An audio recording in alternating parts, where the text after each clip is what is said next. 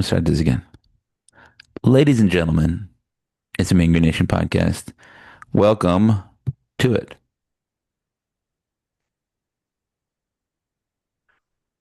One of these things is a thing, right?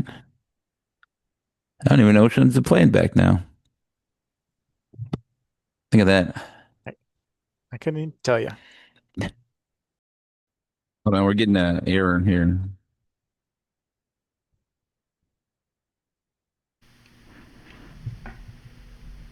Thing says it broke. You Two just have to seconds. prime me when the music's done. Recording in progress.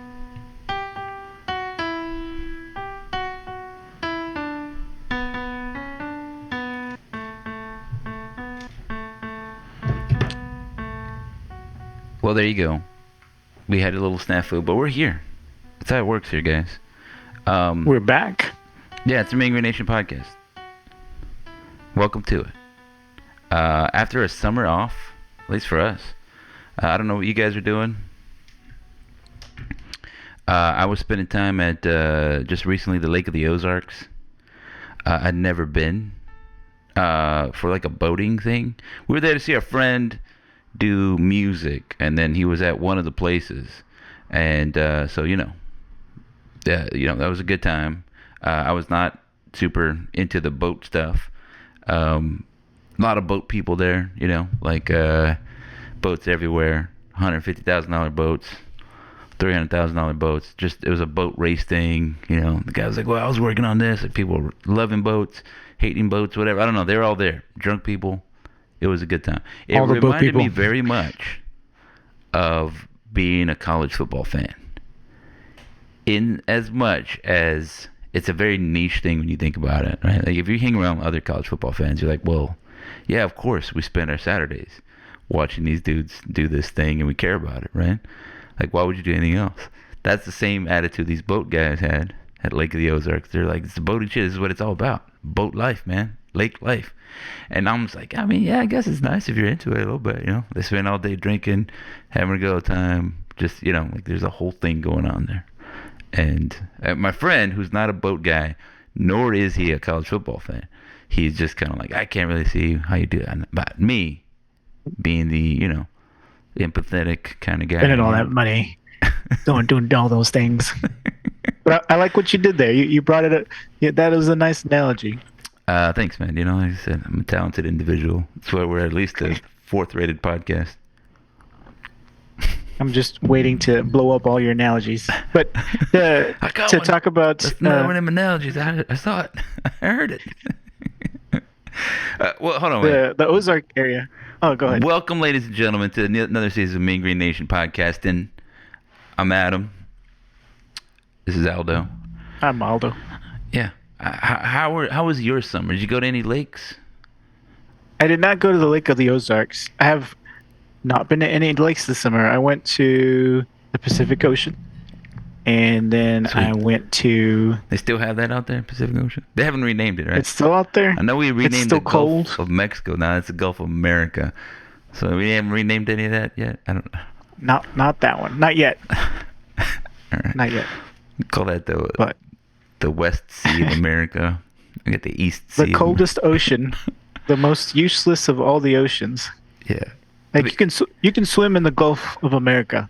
You can swim maybe on the Atlantic side, Miami, where the water's pretty and it's warm. But you go out to the Pacific Ocean, and you're so close to Alaska, you touch your toes in there, and it hurts. You'd Has, rather just not. has ice cubes in it floating around. Well, I Ice mean, cubes. There's rocks. so you're up there like on the where they filmed Alone, right? I was part of my summer. Hey, I don't feel like starting a new show. Do you want to watch another episode of Alone? That's kind of how we do it. Yeah, they're like, yeah, we're gonna drop you off on Vancouver Island. There's bears and stuff around. See if you can live. Like, so that's the kind of ocean. That's the kind of. Yeah. You're right. You're way up there, like at the top of the globe. I don't know if you ever Yeah. bought a globe. It's right up there. Yeah, and if you look it up there, you turn it, you're right up on the top, and it's where the summers are long. It's like 16-hour days, and the winters are short days. It's like I don't know, 8-hour days. It's very short. Yeah, it's where they filmed X-Files, They filmed Murder in a Small Town out here. Anyway, point is, so all the weird stuff and the murders happen, and the feet washing up on the shores, on the rocky shores, by the way. But yeah, Pacific Ocean. I went and saw that. I went to what's called the Strait of Juan de Fuca, which is basically where the Pacific Ocean enters into the Sound. Sweet. Saw some whales, all kinds of whales. But yeah, that was my summer. Switching it up. Yeah, I'm just letting them know, like we got skills now. Like we had them build a studio. It's like a full-blown production. Yeah. Director, give me camera one. Yeah, all right, so here's the deal, right? We got a new team also, right? I don't know if you heard about this, but they're going to be playing football pretty soon. Just getting into the thing. So I like to start off about, the new season by revisiting, the past. And last we left you, I suppose, good old North Texas went to a bowl game. It was actually this year, in 2025. They went to a bowl game. They lost against Texas State. Are they Pac-12 this year? Are they still the old one? I don't even know anymore. Like this year, are they going to be... It's one of those, who cares? I mean, you really don't care. It's like, the classic Pac-12. When do y'all play USC? Oh, yeah, we don't. What about UCLA? You guys go. It's going to be fun going to LA. We actually don't play them either. All right, well, dang. How about you can play Oregon, maybe Washington? No, we're gonna play. I don't even know. It's in Pac-12 anymore. Boise State. Yeah, is Boise State in?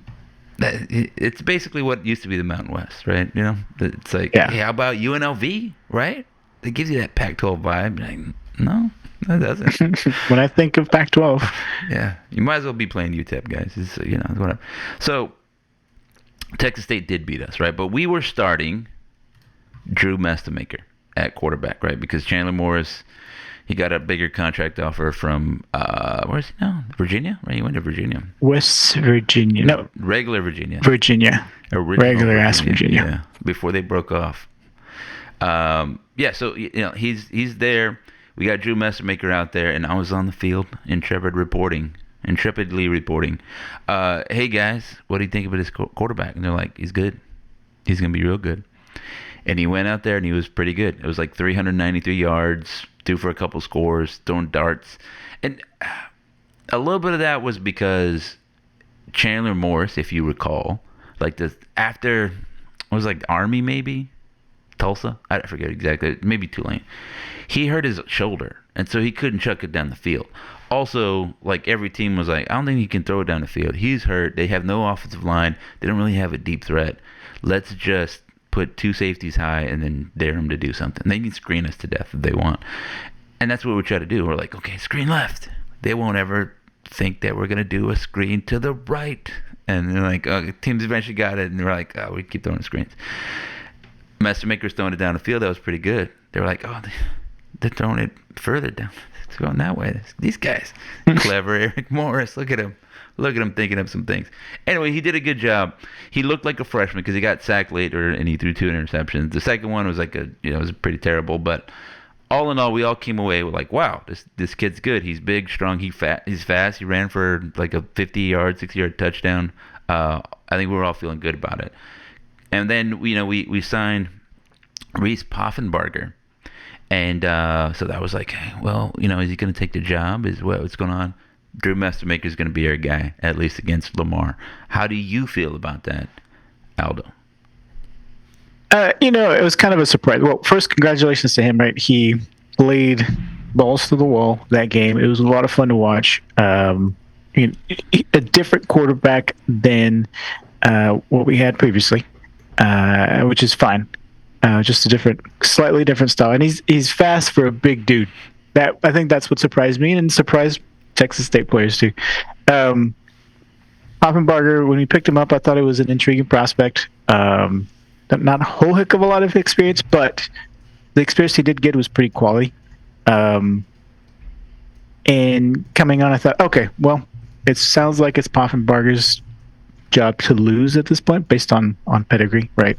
Drew Mestamaker, one game in his career, since ninth grade or whatever. Yeah, he's like, so that really scares me. If there's anything to be scared about, you're like, all right, so are we gonna be amazing? Maybe not, just because it's kind of we got the kid that's only played the one game. But granted, that was a pretty great game, 393 yards, and then he's just gonna. I mean, it's a fun story, right? It's. I mean, it doesn't make us look like a grown-up institution, like a mature college program. But if you're able to pull a guy and go all the way, let's say that we have great success with Drew at the helm this year, it's a fun story. It's a feel-good story. But the chances of that happening in my mind is not great. I think Offenbarger will push and push and push, and so which is a good thing to have that kind of competition in this year. So that's what I'm going to be watching closely. What's Coach Morris's patience with any rookie mistakes that he's going to be making? Because again, one start, it's basically going to be like a freshman year for him, and he's a young guy, and he's going to make mistakes. How long is that leash, and when is he going to plug in Offenbarger? I think I don't know. It's unsurprising from Eric Morris because we've seen him do this all 2 seasons, or both seasons, I guess is what you say that in English. Yep. Mm-hmm. First season he started. Was it Stone? Stone Earl, right? He started Stone Earl, I believe. And then it was Chandler Rogers, and so I was a bit surprised, right?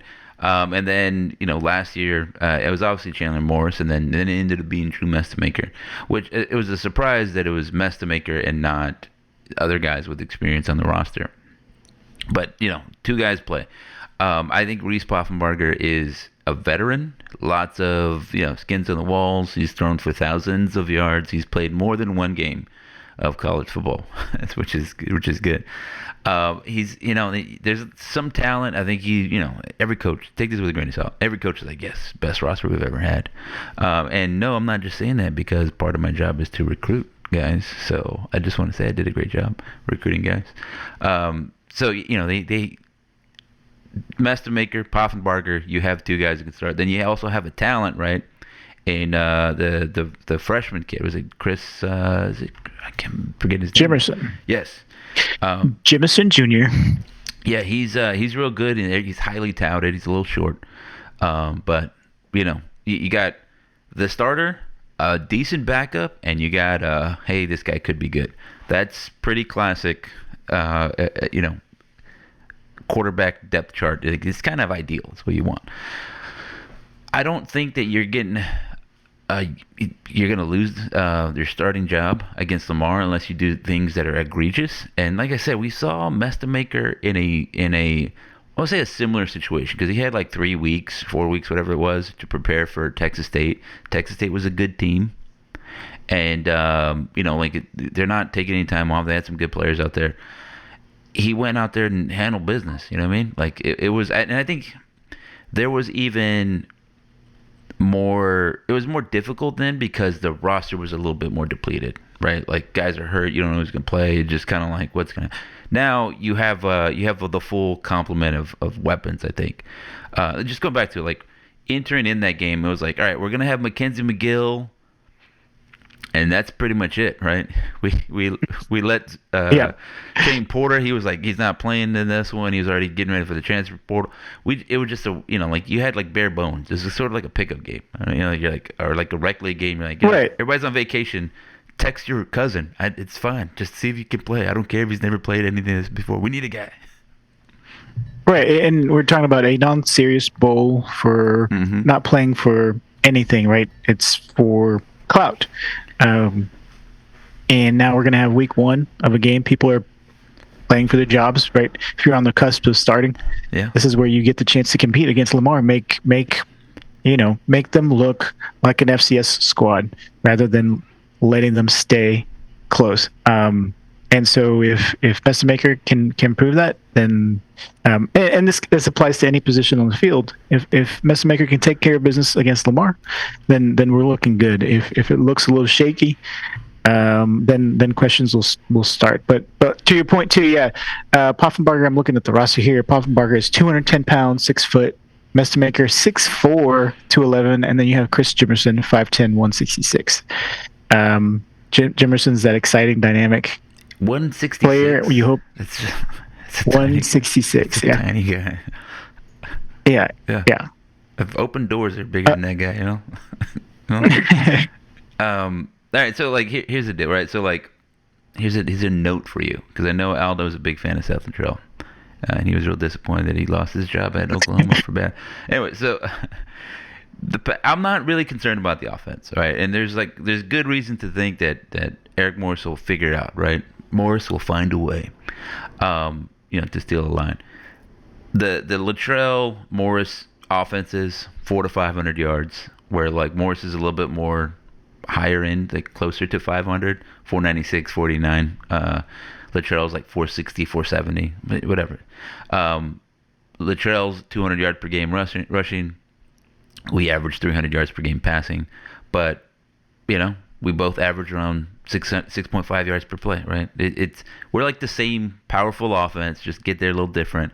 Like I said, you have negative turnover ratio, -6 for both, and like throughout the time there. I don't think offense is a really big problem. We said about Luttrell, if we could just fix that defense, we'd be better, and then be better offensively in situations. Same thing for Morris. I'm not really concerned about what they have going there. He's going to figure out with a quarterback that's going to throw for 300 something yards, move us up and down the field. The question is, will we be able to get that yard, the most important yard, score on that important drive, right? That kind of stuff, those important things that we need this touchdown right now, right? And then I cannot emphasize enough the short yardage stuff, right? I think last year it was the offensive line. We're pointing at that one. We're like, well, we got a left tackle playing center, and then our right guard is actually the left guard, and then the right tackle is actually the center that used to be. It was everybody just moving around. It was just like randomly, like pick a guy, find a position. That affected and that's yeah, go ahead. Mm-hmm. That's exactly where my mind was going. Is when you were comparing Luttrell and Morris, is the question being, while the yards were similar and how we got the yards were different, it's also the critical things of converting that 1 yard, 3rd and 1, 4th and 1, right? And where we've got in Luttrell's offense a run up the middle and pistol, and not being able to convert. And then we've got a 4th and 1.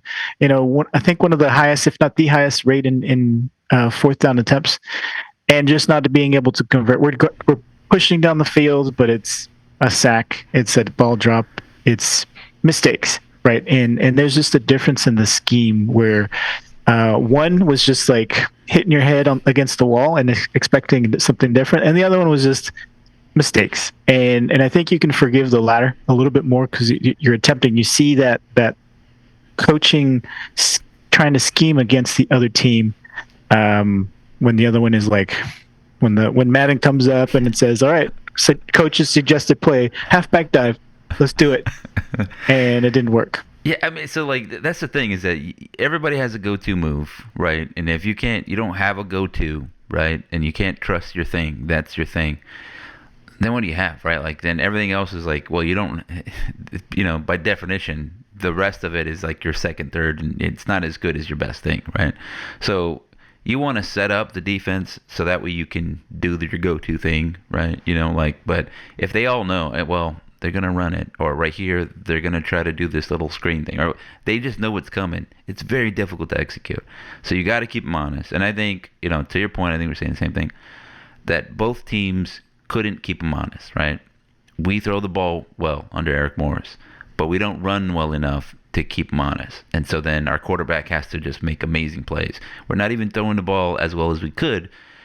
Like I said, our number one receiver is dropping the ball a bunch, and then he was hurt a lot. And, outside of that first game where he's shown real bright, it's like, wow, South Alabama's getting sliced up by this dude. What was he after that? Lots of drops, lots of halves and quarters that were pretty good, but in crucial moments, there was like, man, he's right there. We like the guy, but he's not there. He's not doing what we need to do. That's what we're looking for. Simeon Evans, a good dude from Sam Houston State. We're asking him to do something. some things. You can just look at it. I'm not going to read all the names to you. But what we're looking for is an X that can be an X, right? We don't need him to. I mean, it would be great if he's going to catch 400 yards a game. But what we need is 70 yards per game, and 3 of those catches are for first downs in crucial moments, right? Can you run an 18-yard dig, 12, 15-yard digs, catch it on 3rd and 9, move the chains, make them look at you so that way they have to respect that RPO, like, oh, he's going to throw it so the run game can open up, et cetera, right? Everybody can catch a wide open pass, but can you catch it with a dude hanging on your back, that kind of stuff? We need that guy. We need somebody to be dangerous and to almost start, bending the field towards them. It's going to open it up everything for everybody else. A guy that can manhandle, a guy that you double cover and he still somehow makes a play that just pisses you off. Like, we see that all the time against us. I want to see it on our team. And we haven't had that in a while. Since the Latrell era. And one complaint that I had about our receivers last year is they were all diminutive, under 6 foot, 180 pounds, right? Slot receiver build. I mean, they did great things. We would go for a 90-yard touchdown, 95-yard touchdown. That's awesome. But we need that consistency and somebody that can take a beating throughout the season. And Simeon Evans is 6'1", 200 pounds, and he seems to be that guy that can play that role that you're talking about. Yeah, it's just somebody that can make tough catches. You need tough catches. Yeah, you need that, right? It's like a body punch. It's like a running back that's hard to tackle. It opens it up for the guy that's just speedy. You're tired now. Like, I had to use all of my strength and energy to bring down this guy that's 250 pounds, whatever, 3-4 times, and now this little guy's running around the end. I had nothing left to go get him. That's what we want. I think that's what the offense is missing.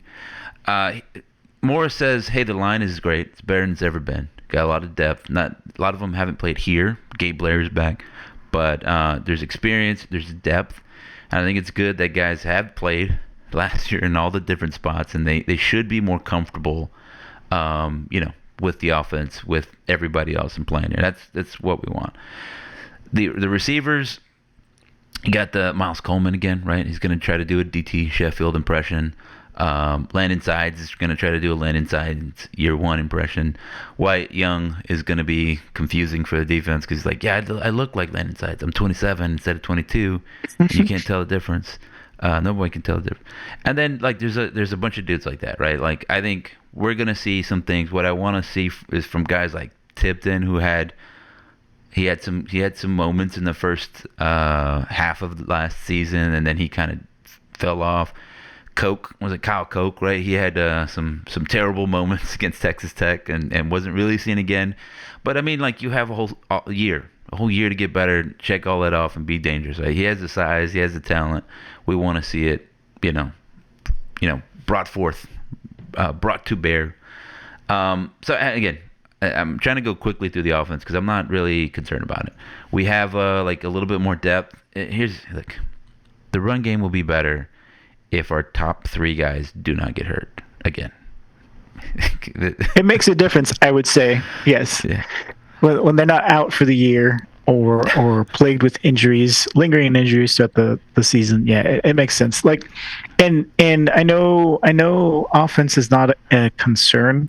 The coach can scheme it up. We have the players. Better, yeah, I'm not like, oh, freshman quarterback. Will we even score a touchdown? I feel like we'll score, but like it might not be super effective. 3 quarters. Yeah, that's gonna be. And that's the thing. It's like there will be offense, there will be scoring, but what we've been seeing is that it hangs on by a thread, and that momentum shifts really quickly because it's so high octane, right? It's a really aggressive. And it can bite you, where you just go 3 and out real fast in several different series, and you're forced to be more aggressive, do the hero stuff, and go down the field to score. We've seen it. Go ahead. Yeah, we've complained about it. You and I have complained. If you go back, listeners, and they're like, hey, what are you guys talking about? You listen, we're complaining about Eric Morris going for a 4th down. It's like, it was 4th and 7 on your own 30. I mean, what are we trying to do here? I mean, like, you're really putting our defense in a terrible position. If you don't get, there's a lot of moments like that. Now, if you let him tell it, it was like, well, I'm doing it because I don't trust the defense. That's basically what he was saying. Like against Army, that was one of those situations where he did that. Was that warranted? I don't know, but I think this time he feels like we have a better defense, we have a better defensive coordinator, and so maybe he doesn't need to be as reckless.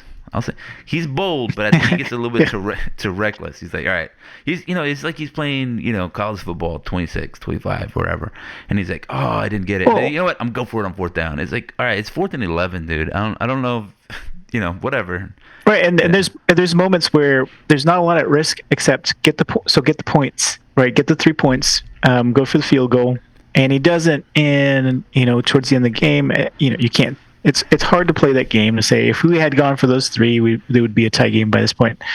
But there are moments where you're just like, why didn't we kick the field goal? Why didn't we do this? Yeah, I mean, and it's that reckless that you're talking about. There's one to be aggressive and put pressure on them, and then there's also like you're being recklessly, like you're throwing things away. Like like you said, sometimes if you take a peek in the stands and then if you look at Aldo up there, if he's on, maybe we'll watch the game on Zoom so you can see it. And if Aldo's just like, just kick the points, let's boost up the morale a little. 2 hot dogs. I got 2 hot dogs and chicken tenders, and then I got my soda between my legs. That's me. Yeah, that's the point. Is that like I think morale, especially at home, right? Morale is like a big deal. Like sometimes you're like, we just need to put points on the board to feel like, all right, okay, good, we got some on that drive. But it was like 3 straight times, and we're just like, shooting ourselves in the foot. Yeah, and you start feeling like you can't do anything right. And I don't know. I mean, again, he's the coach, and he's very good at scoring points. So I want to tell you how to do your job. I just tell you what kind of outcome I want. I want wins, So, like, however you get there, buddy, that's up to you. All right, so all that is sort of a segue into this, right? He feels better about it. He fired the old guy, your favorite defensive coordinator, who was like, let's put, 10 linebackers on the field. What do you say, guys? Like, no defensive tackles. Does that work? It didn't work. And so now we're like, okay, let's do a 4-2-5. Whatever. It's I've said this before. It's not really very different, but it is a little different. Now we have more D linemen. Like we got like 7 dudes from Sam Houston State. A couple of defensive tackles will be on the field for a good portion of the running downs, which is what we want. We have some pass rushers, guys that we think could be some pass rushers, including the guy from Sam Houston State. And I think that can and should make all the difference in the thing. Did you know the last time that we were solid on defense, allowed less than 30 points a game, was when we got 30-plus sacks in the year? That was 38 in 2021 when we had the dudes that went to UCLA. The twins, the Murphys, yeah. That was also the last time we beat UTSA. Also, it was the last time that we upset a top 25 team. Oh, UTSA. gross. So a lot here's breaking football news. If you sack the quarterback, good things will happen. just try it out and see what happens. And suddenly it's hard. Like, oh dang, it was 1st and 10. Now we got sacked. Now it's 2nd and 17. It's harder to get 17 yards in 2 plays. Not so fast. I mean, it is North Texas, right? And we're used to okay, we sacked him. It's 3rd and 25. Surely we'll stop him here, and then we don't, because of said defense. But yeah. I wanted to read off. Let's see. North Texas. I'm reading off some numbers. Article that they put out. It said North Texas has added 51 new scholarship players to the roster, and a lot of that was defense. And like you said, we brought a ton of people from Sam Houston, a handful with actual experience, and some of them were guys on the bench, and that kind of reflects a lot of what we're seeing among the transfers, right? Like read off Kenton Allen from Angelo State. I was trying to read through this earlier, and in 2 seasons, this guy had 19 games, 11 starts, 109 tackles in 2024. So that's freaking solid. Kenton Allen, linebacker. But then you've got somebody like I'm trying to remember these names on a dime here. Willie Goodacre. He was at Syracuse, and I think we had another lineman that was like a 4-star or something like that, but never played a game. So we're filling up with starters with tons of experience, and then we've got guys that could be a lottery ticket for us, rounding out the depth chart, hoping that they turn into something and develop them really well. Yeah, I think that's a good point, right? There's a lot of guys, not a lot of proven things. Like, because we got the dude Trey Fields, right? He was a starting linebacker for Sam Houston State, but I wouldn't say he was their best linebacker. We got the defensive tackle, and he wasn't really their best defensive tackle. That was the other dude. We got a defensive end. He wasn't really their best defensive end. That was another guy. He went to I think one of them went to the NFL or declared, and one of them went to like a P5 school. We did get the top 2 corners for Sam Houston State. Yeah, we did. That's good. And yeah, safety. Yeah, and then the safety. So like, that's the thing is like we got some good dudes there, and we didn't really have a lot of depth on the defensive front, right? There were guys. Like I thought Shipley did okay at times. We asked him to do a lot of things. Like there was a big fall off at nose. We just kind of had dudes. Again, like this is not besmirching anybody's name. You just look at the numbers, right? Tulane pushed us off the ball. Army pushed us off the ball. Texas Tech obliterated us off the ball. It just happened so often, right? There was nobody that you could put out there and say, all right, make some noise. There was good spots, good plays here and there, and whatever, and you can pick and choose some good things. But I think overall, teams are like, we can just line up and move them out of the way, right? So this defense was about making sure that doesn't happen again. And the scheme, you can have the idea like, all right, so I said this in the preview post, right? Controlling the line of scrimmage. How do you do that? Some teams say, well, we're just going to be bigger and stronger than you, right? It's football, right? That's the number one way to do it. And then the second is like, well, we're going to try to get there with some angles, right? We know we're not bigger and stronger, but we're going to be smarter and then organized and kind of just shoot angles and change up the blocking schemes and kind of mess you up. We tried to do that last year under the other guy. Didn't work. It like, what was Can't even remember his name. Yeah. So our new coordinator, Cassidy. Yeah, I'm mixing up guy's name right now. Cassidy, he's a little bit more of like, well, we're just gonna have a couple big dudes in there, right? So if you say like a 4-2-5, what's the thing you're doing? You're gonna start with 2 nose tackles or a nose tackle and a defensive tackle, being close to the line of scrimmage. Then you're gonna have a little bit bigger defensive end. He's still gonna try to get to the quarterback, and then you're gonna have a pass rushing guy. We've had this kind of defense before. It's nothing new. It's nothing crazy. But I think what the difference is between last year's defense and this year's defense is that we have a little bit more depth along the defensive line, or at least we're trying to. And I think there's an emphasis, and I'm just looking at it because they've got a lot of pass rushing ends.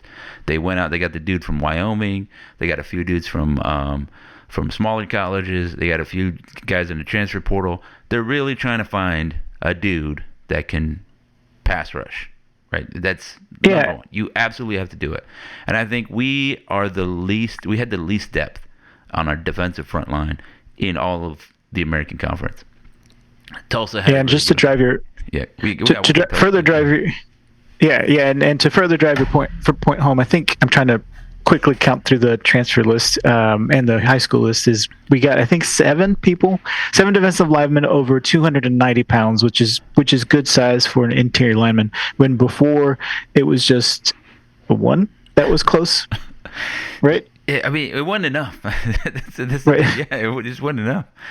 I mean, I may be exaggerating, but yeah, now we've added all of these guys to add depth there. Big size, good size for that defensive line. So the thing is, will we control the line of scrimmage? Maybe, right?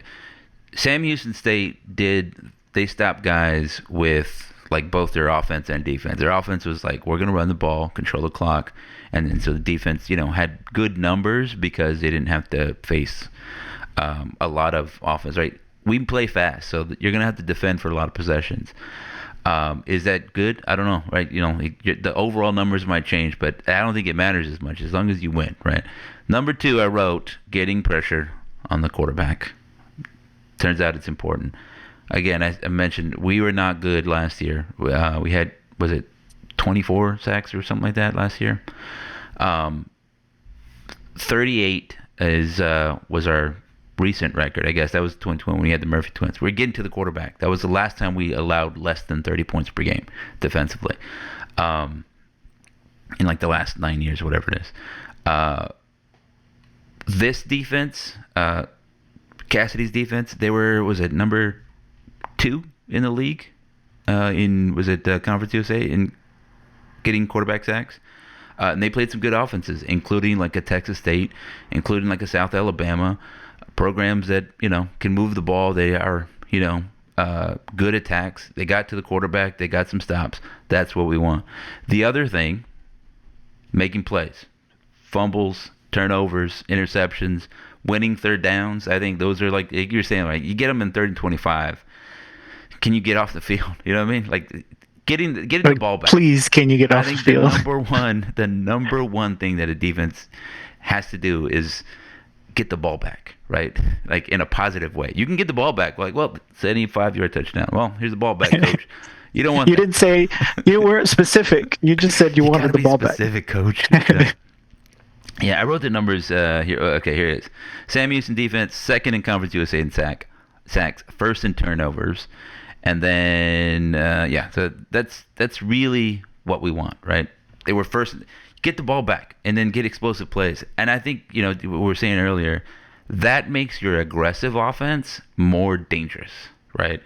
If we just went down in one play, scored a touchdown, right? And then you come out and we sack the quarterback on 1st down. You're like, okay, we got to get some good and throw an interception on the next one. And we return it 10 yards. Well, that high-powered offense that just went 75 yards in one play, now it's only 25 yards away from the end zone, right? And then you're like, you know what? Maybe it's 4th and 1. We're like, let's go for it. That's an aggressive place to go for, right? Because they know, the pressure's on us.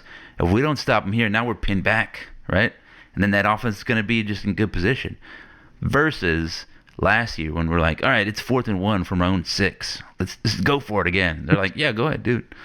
Whatever. Yeah, your defense is going to stop us from 80 yards away. It's definitely not going to stop us from 10 yards away. So do what you want.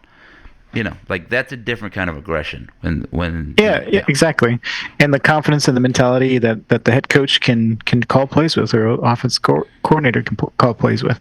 You lose that trust, and again, it goes back to what you said, reckless. And you're hoping that the defense gets shored up. And I'm excited for it. Like at first glance, you might think that both the signing class and the folks that transferred in, you're like, who are these guys, right? Angelo State, it's a D2. I think it's D2. Why would we want somebody from D2? Great point. I agree. But when they've got volume, when they're leading their school, when they maybe their first team or second team, whatever that league, you're pulling a guy who rose above the rest that should be in the D1 schools, and we could use that. It could be a starter for us, or if the that group is decimated enough, like our defensive backs, or they can add depth, and that's what I'm looking for. And so slowly I'm getting excited about it, right? I'm not being pessimistic about this group that we're bringing in. And I know we had with one of the high school recruits, we had a battle to get him, and I'm blanking on his name. Maybe it's Jaden Manning, maybe a linebacker. Yeah, I mean, I don't know. Do you expect him? You expect a freshman linebacker to come out there and start doing some things? Or are you just kind of excited about it? Well, I guess this is where the pessimism sneaks in, right? We've seen a lot of underclassmen have to play because we were just out of guys to plug in. Yeah. That may be the case, but I also don't want to lose him before he even sees the field, right? Somebody comes in, offers him 6 figures, and then he's gone. So let's give him an opportunity to show what he's got, and maybe he'll want to stick around for a bag of burgers. I think that's a good point because we mentioned injury. I think we all know about the injuries on the offense, right? Like the offensive line was devastated, the running back group was devastated, lost their top three dudes there, and then our quarterback was getting all injured there. But it also happened to the secondary too, right? Like we had, it was like Cam McFarland was playing, Quentin Hammond was playing, a lot of guys that you didn't mind them playing, but not as prominent of a role. There's a ton of times where you can see that the other offense was like, let's find their guy that hasn't played a ton and let's make him, have to read a complicated something. Let's pick on him. Yeah, and it worked, right? Because I mean, what are you gonna do? There's nobody else to put out there, right? And I think that's the advantage for North Texas this season is that you said we got two experienced corners from Sam Houston. They played a ton. Maybe they're not NFL corners, right? Corners. I was thinking about this how for a time there, and Latrell's to his credit, we had two NFL corners out there, and Keemon Hall and Nate Brooks, and maybe these guys aren't those dudes, but they don't need to be, right? We just need to make the offense beat us, right? We're not going to get beat. We're not going to misread. Oh, we know what to do on this one. We know our technique. We can trust it. We know the scheme. We know where to be. We know down and distance. The game's not getting away from us because we're experienced, right? That gives me good feelings, right? Hey, what I've been saying for years is just be average. Yes, exactly.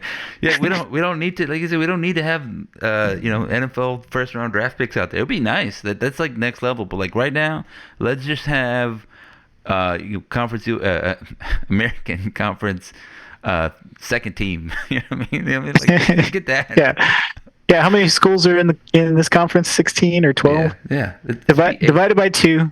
Yeah, just be 8th in defense. That's all I want. If you exceed that, fantastic. But awesome. Please not last place again. Yeah, because we're down there flirting with the dregs of it, just like I mean, we've all seen it.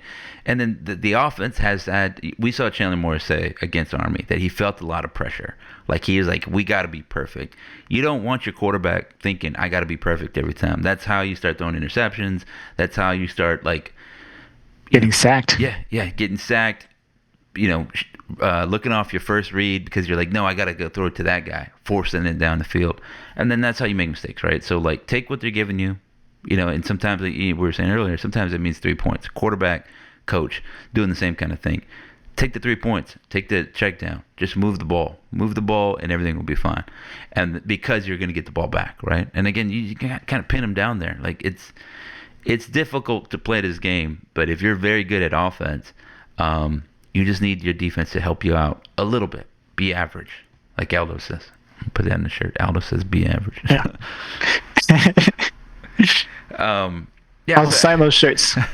That's the thing. Is so I don't really think that Lamar's going to give North Texas a ton of trouble. I mean, I think there's a talent disparity there. I think North Texas has too good of an offense. I will say too good of an offensive scheme.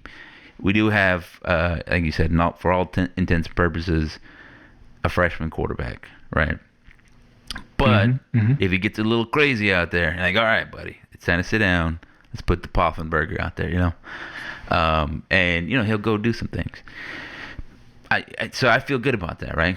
We have whoa, yeah, sit down, and we have that ability there. Versus you look down the bench, you're like, there's nobody here, right? We don't want that. And I think that's the theme of this current season. What Team 110? Everybody's been saying is that there's depth, and even if it's not okay, NFL guy, like a guy that's make the NFL practice squad, and then whatever, like your Alabamas have. Here it's we have a solid guy, a guy with some talent, and maybe, like you said, a lottery ticket here and there. I don't hate that. The schedule is also pretty weak. I think was it Phil Steele had it at 107, something like that. It's pretty terrible schedule. So there's no excuses, right? Yeah, it's not we ran. So for his first year, there was a little bit of a buzzsaw, right? It was Tulane right after their Cotton Bowl win, right? The next season, and then Memphis was really good, and then UTSA was really good, and we're just all right, it's buzzsaw right in the middle of the schedule. And we're just like, there's no way we can do it. And we competed with them that first year was like, wow, pretty good. I feel good about, the future. We just got to sort this defense out. Now, it turns out we never did that, but, it's still kind of the same thing. This is our year. Here's the other thing. I don't think that North Texas, from 1 to 99, is the most talented team in the league. That's Memphis. I think that everybody's in agreement and agreeance if you say that.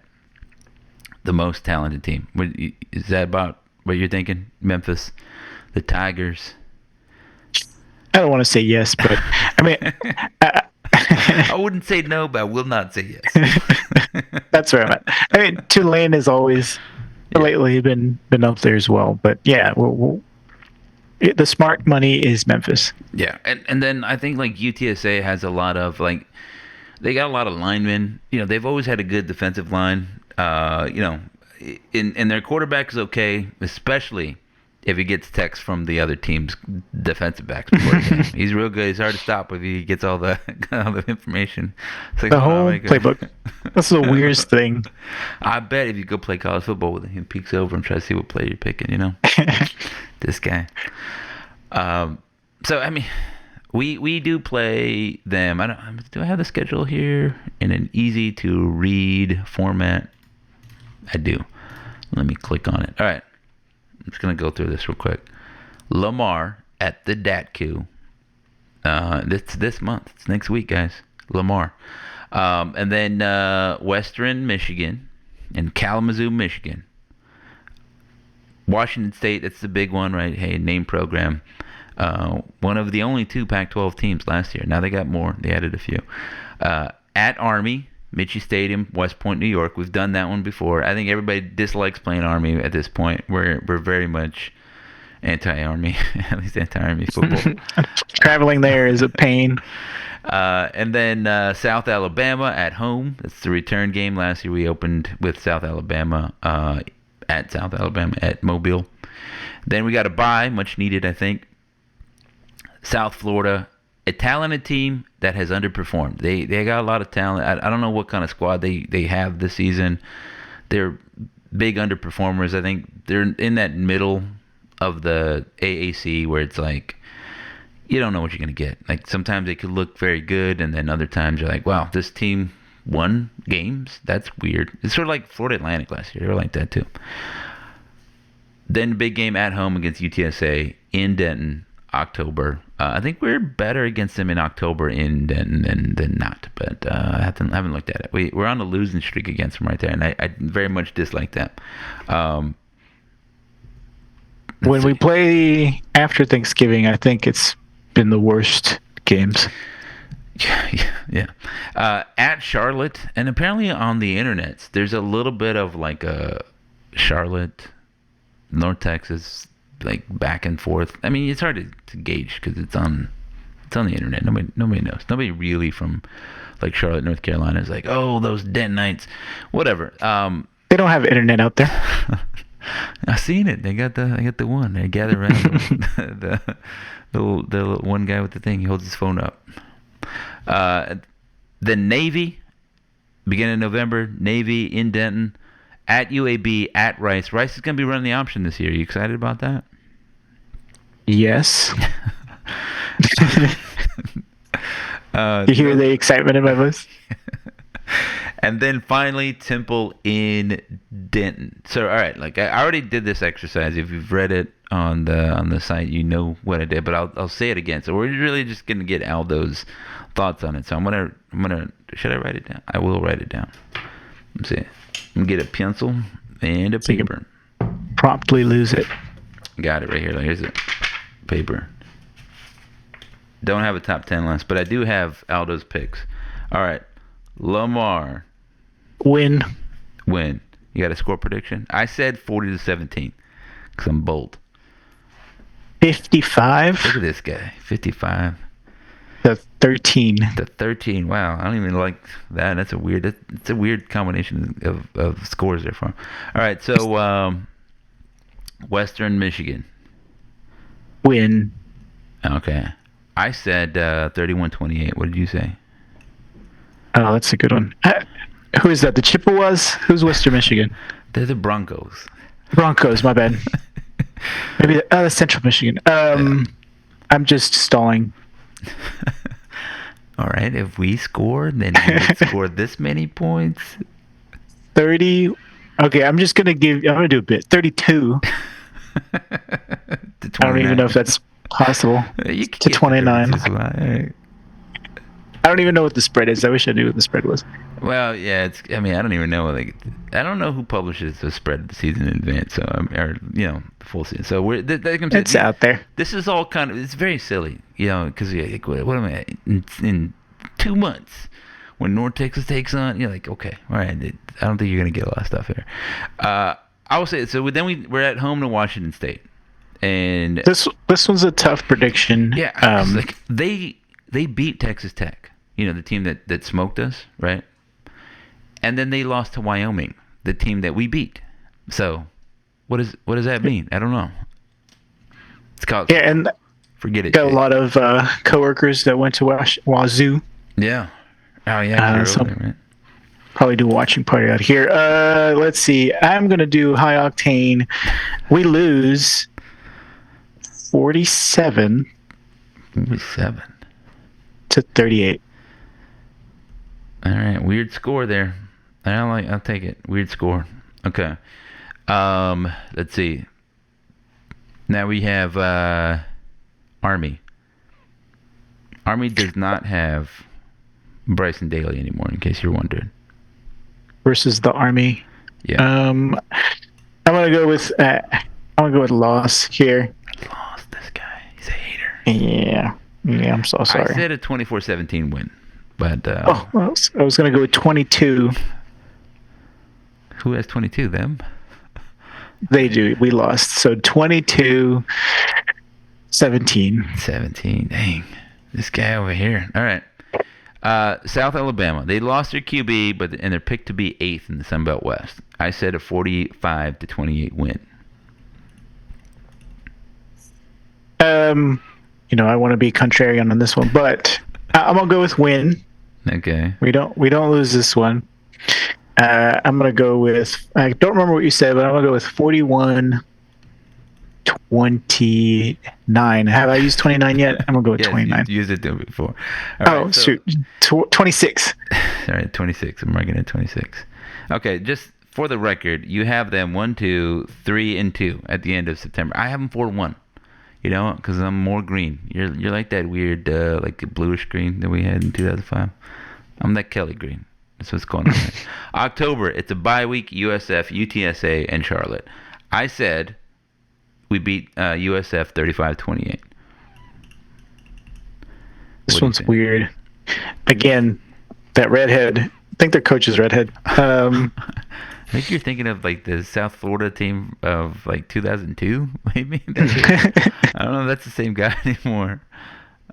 We're coming off a bye in this one, so does that help you at all? No. I feel like this is gonna be a loss, but I'm gonna go win. Okay. It's an upset. Upset win over USF. Over USF, we're starting to get on a little roll here. We're gonna do 20. 25. 25. to 20. 25-20. All right. And a game right out of 2002. All right. UTSA at home. Win. I don't care.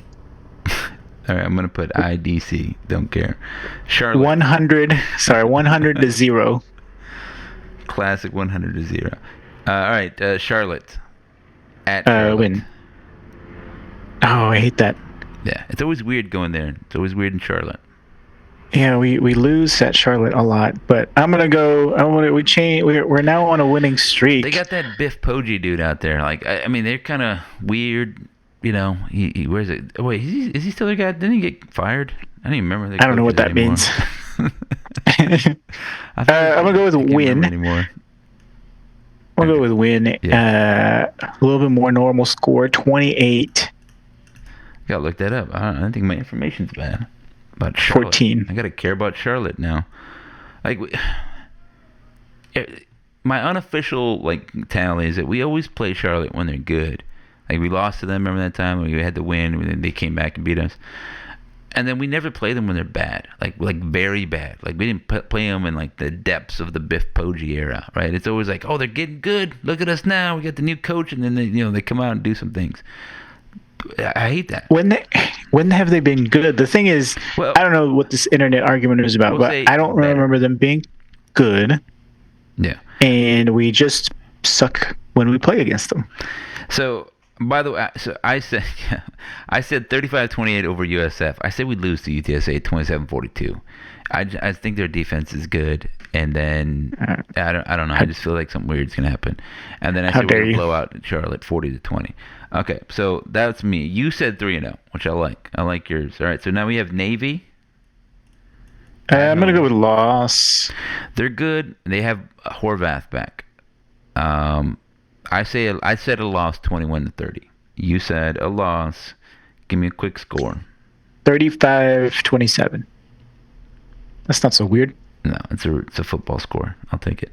Then we have a bye. Then we have UAB in Birmingham. And this, I don't know if they're still going to have Dilfer as their coach, but he's their coach right now. Is it a win or a loss? I'm going to go with a win. Dilfer is gone. And we win 42-15. 42-15. That's a weird score. I said 55-10. Normal one. All right, here's the Rice game. 55. Yeah, and I don't like UAB, and I think we should put it on them. Rice, they're going to be running the option. I don't think it's quite the same option. It's a little bit different, but I think we've seen at this point two option football teams. Right? We saw Navy. We've seen Army. Army has a little bit of their power spread option kind of thing there. They do some unique things. Long story short, I don't think we're going to be unfamiliar with it by the time we get to Rice. Rice is going to be with a new coach, and I think they got a new squad. They're going to be a little bit more like what he wants them to be by this point, but I still think we're going to win. And I said, what did I say? 40-24. So what do you say?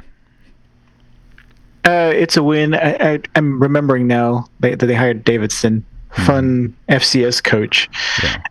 It'll be fun to watch this Rice develop the option, but I still am going to see a win there. It'll be a weird game, 33-30. They're going to give us a run. Okay, I like it. That's about right. That's more in line with it. When I was getting a little bit. What did you say? I said 40-24. Okay. Yeah. All right, Temple. I said 35-21 win. Yeah, 40. This guy. To 20. All right. So for what it's worth, Aldo said 1, 2, 3, 4, 5, 6, 7, 8, 9. Bowl eligible. 9 wins, Jesus. I did the same. I said 9 wins for us. The 2 losses that I had were I had basically 1 in each month. I said we're going to lose to Washington State. We're going to lose the UTSA, and we're going to lose the Navy. And I don't think that's terrible. 9-3. Yeah, those 3 games I think are going to give us trouble. I think Navy's a good squad. USF's a talented squad. UTSA is talented defensively, and in a way that's going to be tough for us if our offensive line is not clicking. They're going to put pressure on us. I think there's going to be 2 games that we can jump up and win where we're not supposed to. South Florida is the one that I said we would win. Washington State is the other game that I think we have a chance to upset here and make some headlines for at least a week before we get squashed by Army. This should be good.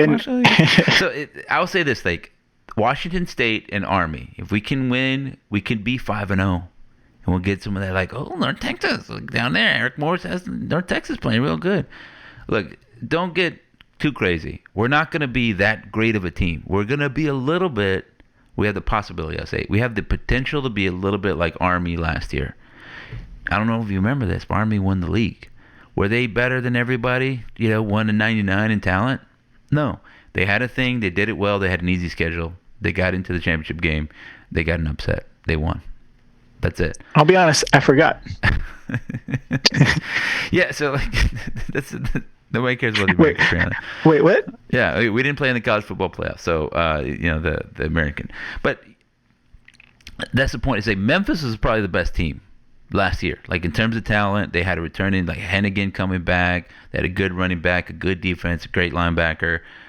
They're pretty good in the secondary. Lots of reasons to think that Memphis should have won the league, or Tulane, or whoever you pick. But it was the little Army. They went out there and did some damage, right? We can be that because we got a soft schedule. We don't play Memphis. We don't play Tulane. We played them last couple of seasons. 2 seasons in a row. So we had our fill. We can kind of sneak by. Yeah, this is our chance. And so it's to say what I said before is like, I don't want to be the most talented team with the toughest schedule and like the hardest path. I don't mind, especially this season, given our overall circumstance. Like we've been beat down for like 5-6 seasons. We got in a bowl game, get smacked up a bunch of times. I think the Mean Green Nation fandom needs a little bit of a pillow. And we need a soft landing. We need a light schedule. We need a reset year. Yeah, we need a 9-win. Like I said, this is me saying I think we can win 9. But all those games, UTSA, South Florida, Navy, or for you, Army, none of those games are like, okay, we're just gonna have to find something in the bag of tricks. We're gonna have to just completely change it up. Like we're gonna have to zig when they zag. No, yeah, and it's circumstance, and then like we can win any of these games. We can go undefeated in this thing, and it wouldn't be unreasonable. It's how the cookie crumbles. It's every season since Eric Morse has been here, we're just a possession away, seconds away, right at seconds ticking off the clock in the fourth quarter, where we lose the game, probably 2 or 3 games, and that flips your whole season. And I think it's time for us to get some of that back. I want a little I want some good fortune in the training room. Like guys are just like, you know what? Instead of 3 guys getting injured, hey, nobody got hurt. Actually, everybody just feeling great.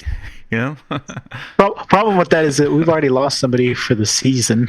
One of the defensive safeties. Yes, it happens every year. Last year happened to Yep. just right. But that's the deal is that like hoping that we're a little bit more healthy, right, and that we get a little good fortune. I think the schedule breakdown is a little bit of good fortune, but it can always go the other way, right? Like nobody thought Army was going to be any good last year, and they were very good. And then suddenly you see Army on the schedule, you're like, oh no, right? To all of the American. That could happen with like a Rice, right? A Charlotte. One of these teams that were like, oh, they shouldn't be any good. Suddenly, world beaters, right? It can happen. But go back to my point is that like, just looking at the league, I think it's Memphis, UTSA, Tulane, and then USF is like a dark horse. Navy is like a dark horse. And then, I think if you're following Navy football a little bit, like, no, we're real good, whatever. Like, I don't think anybody here just complete stands out of the pack except for like Memphis in terms of talent. But again, they're breaking in a new quarterback, whatever. So it's going to be different. Everybody's looking at UTSA saying, well, look at that. They just look at the stats. Look at McCown. But McCown got ate up by East Carolina. And then, they lost. They almost lost to Florida Atlantic, right? And Florida Atlantic didn't have a quarterback, basically. So, like none of these teams are that good. It's just that they're not demonstratively better than the league. You know what I mean? So, yeah, we just gotta get the wins. That's all that matters. A lot of parity because there's a lack of talent, and again, knocking the conference, but that means there's an opportunity to out-scheme each other. I mean, we're all working with the same tools. Sure, some teams might have better resources than others, but that's not. Yeah, but it's not helping. It's not helping Memphis, right? They're not winning the conference. Yeah. They're not getting accepted to the Big 12, right? It doesn't matter if you've got the money if you don't win the games. Just let me make this now. Just make it clear, Memphis. If you want to be my friend and pay me $100 million to be my friend, I'll be your friend. And I'll give you my contact information so you can Venmo me that $100 million. I'll tell you what, I'll even give you a discount. If you act now, it only has to be $30 million. I'll be your friend for $30. How good is the QB spot? That's, I think, is a big question for us. What is your thought? For us? Is that the question? Yeah, North Texas, the Mean Green. You can call us North Texas. I don't mind it either. Go ahead, do it. No, I mind it. I wasn't never here. I don't think I was born when it was called that. I am the most comfortable with that position that I've been in a long time, even though we're dealing with a freshman who's only had one start in 5 years. We're dealing with a transfer who had a pretty good career so far up until Miami, and an all-star freshman QB, freshly signed out of high school. It's feeling good. We know that Eric Morris can bring somebody in and has made it happen multiple times. Yeah, that's my answer. I totally agree because last year it was like, all right, we got Chandler Morris, and then who knows what we got after that. Now we know, like I said, either way you want to slice it. Poffenbarger starts. Like, I like Messermaker out there. I felt good about him being out there. Messermaker starts. I feel good about Poffenbarger being out there for the same reason. So I totally agree there. I think that both have weaknesses, and good defensive coordinators will find them, right? You got a freshman guy, inexperienced guy, right? They're going to throw stuff at him. They're going to break out their bag of tricks and their exotic looks and things and kind of make him do things. And then Poffenbarger, they're like, all right, well, you did some good things, but that was like 4 years ago. Let's see what you have now, right? And then at this level, whatever. So I think they're going to get challenged. They don't need to be perfect. They just need to move the ball. And I think Eric Morris has shown that he's able to get that out of his guys. How good will the defense be? Better than last year, I think. I mean, it's given. But okay, let's say statistically speaking. Statistically, just give me the number, like the ranking, and it doesn't have to be like, okay, and the yards per play against. I mostly mean, like, where do you feel like your personal ranking of the defenses? Is it mid table? This is the year when we get back to average. Yeah, middle. And that's high. That is a big jump. It's gonna get and this is LBA on it. Like, what is that? It's like Long Beach? No, let's be average. And it's saying a lot. Jumping from where we were before to being average is a humongous jump. But I think with the right coach, with the right excitement, the momentum, and the players, we can do that. Yeah, it's like from 300-400 yards a game to like 200 to 300. And it's from like 30 points allowed per game to like 25. You know what I mean? Like, it's just it's a thing.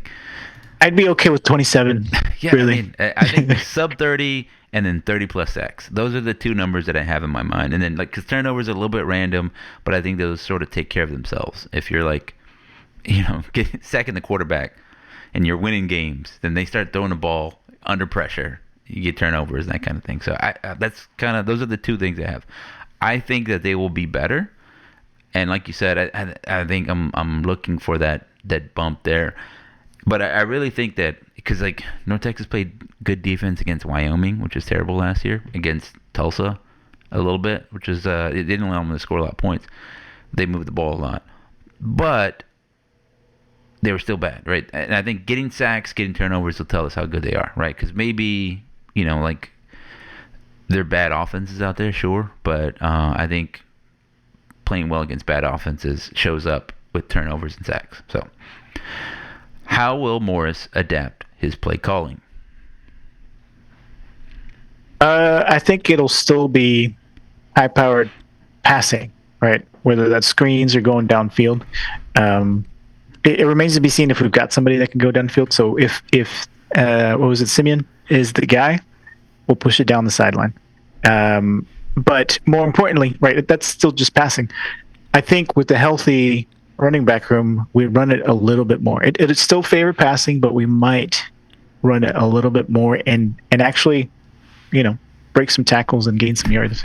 I know he said that Drew Messermaker had the whole offense available to him in the bowl game, and I think that it will be similar here.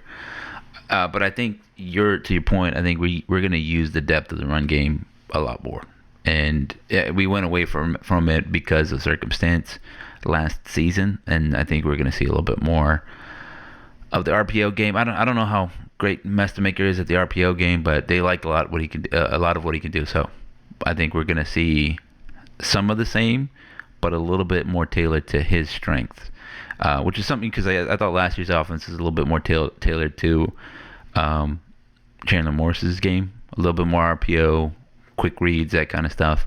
I think Messermaker, it might just run a little bit different offense. with Chandler Morse's arm, he can zip it. He can zip it in a tight spot. Drew Messmaker does not have that capability. He just doesn't have the strength to put it in like that. It's fine.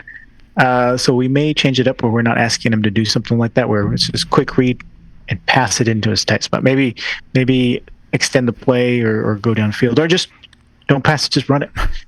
Right. Yeah.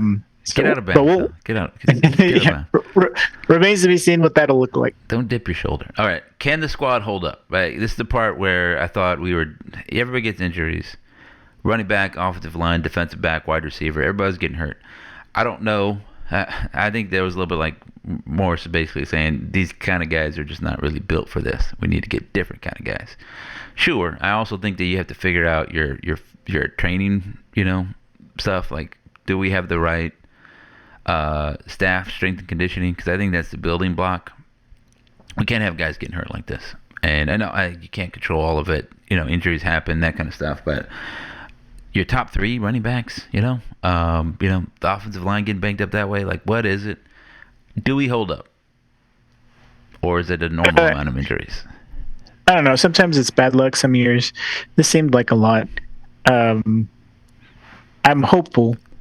I mean, I don't want injuries. Nobody wants injuries. I'm hopeful that it'll get better. Nah. All right. To me, a good season this is the question. What is a good season to you?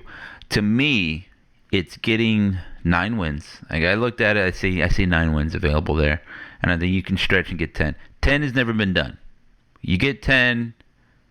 It's really hard for anybody to call this a bad season. Like, North Texas never had 10. We got 10 done. Right? Like, immediately you can point to that and just, rest your case. A conference championship, I think it's within grasp. You can't really control it. You don't really play every other team. You can't control your destiny fully. Some weird stuff might happen. You might not really have the chance to do it. But if you get an opportunity to do it and compete for a league title, I think, winning it is more impressive than getting to the title game for a lot of reasons. But I think it would be impressive. I think you can make an argument, hey, it was a good season because we got to a league title game. But that's maybe to a fan that's not in the know, right? Because I don't think anybody was like, oh yeah, a couple years ago we went to the Conference USA title game. What a good season that was. Because I don't think anybody felt that way after losing. Yeah, I agree. Twice. Yeah.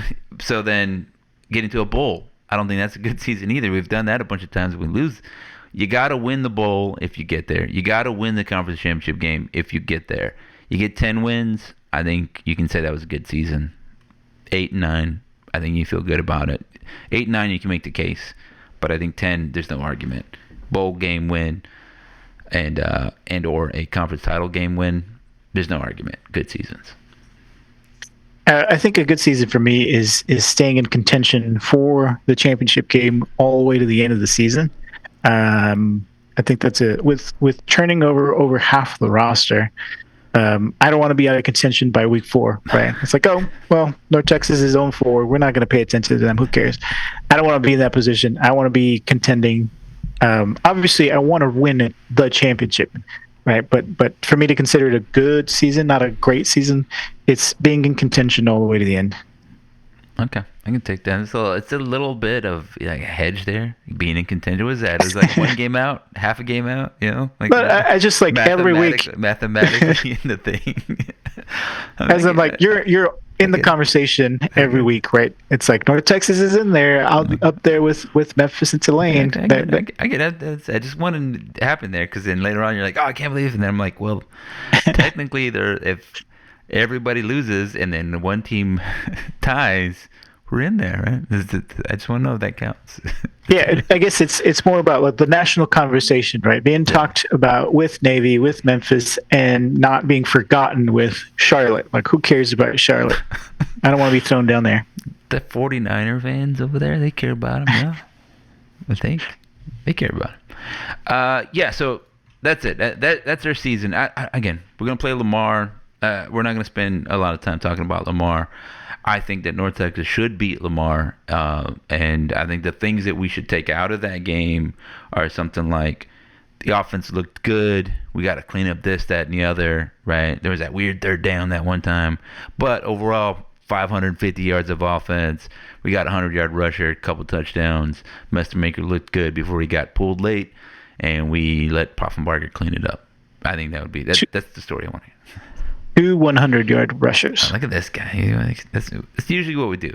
Defense looked good. We got a couple sacks. We'll see next week when we play a real team. That's kind of what I want to say. I'm giving you a preview of next week's podcast, where I want to be on autopilot a little bit hungover. Like, oh yeah, they look good. They just scored a touchdown. Oh, why is it so bright in here? No, that's Go ahead and record that right now. Yeah, we'll just get right into it. It looks like they're wearing the same thing. But rejoice, people. Football season is nigh. It's upon us. Yeah, it's here. It's game week this week. They're gonna have I think tomorrow being Monday. He's gonna get up there and do his press conference and sit there and talk to Vito. Vito's gonna say, just talk about the season, and he's gonna talk about the season. And then chug his water. It's all back. It's all back. We get to do that. We get to complain about it. We're back, chat. Yeah, I'm going to go check GoMeanGreen.com, and I'm going to see them complain about all the things they complain about. Like, oh, my seat was too green. The sun was in my eye. Where are the students? Where's the thing that I used to like? They don't have my hot dogs anymore. All the stuff, Like, look at it's back. This guy can't find parking. He's never found parking his whole life. 25 years, never found parking, this guy. Aldo never comes to the games anymore. Well, you start your trek, and by the time the game's over, you're like, I only made it to Idaho. Then you got to turn back. I don't know if you're making any trips. I'm gonna try to go. This is the part. I'm less confident than I was to the Western Michigan game, because like I said, we just got out of a road trip, and I'm like, do I want to subject my family to another road trip? Do I want to be subjected to another? We'll wait to decide after next week's game. Yeah, there's gonna be a little bit of that. But yeah, I don't mind seeing Kalamazoo, Michigan. What they got there? What's the best food to eat in Kalamazoo? Corn. He's looking it up. I'm looking up where Kalamazoo is. I'm sorry. It's like a little bit outside of Chicago. I'm a geographer. He's getting his advanced satellites. He's pointing it at Kalamazoo. It's not a little bit outside of Chicago. It's quite a bit. Well, what is quite a bit? It's not 10 hours. It's like an hour. It's Chicago. Okay, Yeah. Chicago to Kalamazoo is 2.5 hours. Yeah, 2.5 hours. Same. I'm gonna go up that way. It's gonna just be right there. It's like 6 hours from where I am right now. It's not a big deal. I'm gonna do it. Knock it out. It's gonna be a good time. Go to the game. Enjoy it. Turn around. Drive all the way back on that Sunday. Complain about having done so. This life. Mm-hmm. That's how it goes. Ladies and gentlemen, thanks for listening to the Mean Green Nation podcast. Subscribe, the way Bomani Jones says it. Do all the things. Click the buttons. Go to meangreennation.com. Subscribe to Substack. If you do the whole thing. We keep it going. It helps us keep this whole thing going. It's fun. We want to do smart football takes. I can be. I don't know about smart football takes. Football takes. I mean, as I say, smart football. Confident. Yeah, level-headed takes. I mean, as I get more of these here, then it just means my takes are wiser. That's all that means. You're like, wow, that was dumb. Wait, hold on. Oh, okay, no, it was a wise take. I get it now. It's one of those. You have to interpret it that way. Ladies and gentlemen, we are done. Go Mean Green. Go Mean Green.